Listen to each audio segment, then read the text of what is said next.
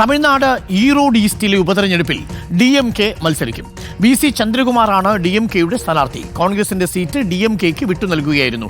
AP Nadeera ചേരുന്നു കൂടുതൽ വിവരങ്ങളുമായി. AP നദീറ, ഇടക്കാല തെരഞ്ഞെടുപ്പാണ്, ഉപതെരഞ്ഞെടുപ്പാണ്. അപ്പോൾ ഇതിൽ കോൺഗ്രസ് വിട്ടു നൽകിയ സീറ്റിലാണ് DMK ഇപ്പോൾ മത്സരിക്കാൻ പോകുന്നത്, അല്ലേ?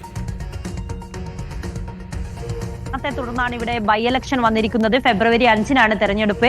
എന്തായാലും ഈ സീറ്റിൽ ഇനി മത്സരിക്കാൻ കോൺഗ്രസിന് ആളില്ല. ഈ മണ്ഡലത്തിൽ കോൺഗ്രസ് ഈ മണ്ഡലം EVK ഇളങ്കോവൻ, അതിനുശേഷം അദ്ദേഹത്തിന്റെ മകൻ വീണ്ടും അദ്ദേഹം എന്ന നിലയിലായിരുന്നു മത്സരിച്ചു പോയത്. അതുകൊണ്ട് തന്നെ ഈ ഒരു ജില്ലയിൽ, ഈ ഒരു മേഖലയിൽ രണ്ടാം നിര നേതാക്കൾ കോൺഗ്രസിനില്ല. അതുകൊണ്ട് തന്നെ ഇപ്പോൾ കോൺഗ്രസിന് വിനയായിരിക്കുകയാണ്. ഈ സീറ്റ് DMKക്ക് വിട്ടു നൽകേണ്ട അവസ്ഥ വന്നിരിക്കുകയാണ്. ഇന്ത്യ ബ്ലോക്ക് തന്നെ മത്സരിക്കുന്നു എന്നതാണ് ഇതിനകത്ത് ഏറ്റവും പ്രധാനപ്പെട്ട കാര്യം. അത് DMK സീറ്റ് ഏറ്റെടുക്കുകയാണ്. DMK സംബന്ധിച്ചിടത്തോളം 2026 നിയമസഭാ തെരഞ്ഞെടുപ്പ് നടക്കാൻ പോകുകയാണ്. അപ്പോൾ ഇതൊരു പരീക്ഷണം അല്ലെങ്കിൽ ഒരു പ്രിവ്യൂ, എന്താകും നിയമസഭാ തെരഞ്ഞെടുപ്പ് എന്നതിന്റെ പ്രിവ്യൂ ആകും ഈ ഒരു തെരഞ്ഞെടുപ്പ് ഫലം എന്ന് പറയാം.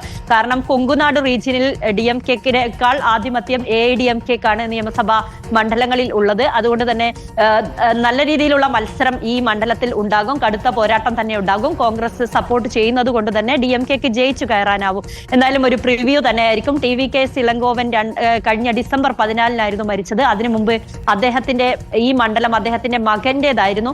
മകൻ മരിച്ചതിനെ തുടർന്ന് അദ്ദേഹം വീണ്ടും മത്സരിക്കുകയാണ്. അങ്ങനെ നോക്കുകയാണെങ്കിൽ രണ്ടാം തവണയാണ് ഇപ്പോൾ 2 വർഷത്തിനിടെ ഈ മണ്ഡലത്തിൽ തെരഞ്ഞെടുപ്പ് നടക്കാൻ പോകുന്നത്. തമിഴ്നാട് സർക്കാരിനെ സംബന്ധിച്ചിടത്തോളം ഇത് എന്ന് പറയുന്നത് അവർക്കൊരു ലിറ്റ്മസ് ടെസ്റ്റ് കൂടിയാണ്. എന്തായിരിക്കും 2026-ലെ ഫലമുണ്ടാകും എന്നതിന്റെ സൂചനകൾ നൽകുന്ന ഒരു ഉപതെരഞ്ഞെടുപ്പാണ് ഇപ്പോൾ വന്നിരിക്കുന്നത്. DMK ആണ് മത്സരിക്കാൻ പോകുന്നത്. കോൺഗ്രസ് ഹൈക്കമാൻഡ് ഇതിന് സമ്മതം മൂളുകയും ചെയ്തിട്ടുണ്ടായിരുന്നു. കുമാർ, അങ്ങനെ ഇന്ത്യ മുന്നണിയുടെ ഒരു സ്ഥാനാർത്ഥി എന്ന നിലയിലായിരിക്കും ഈ റോഡിൽ സ്ഥാനാർത്ഥി മത്സരിക്കുക.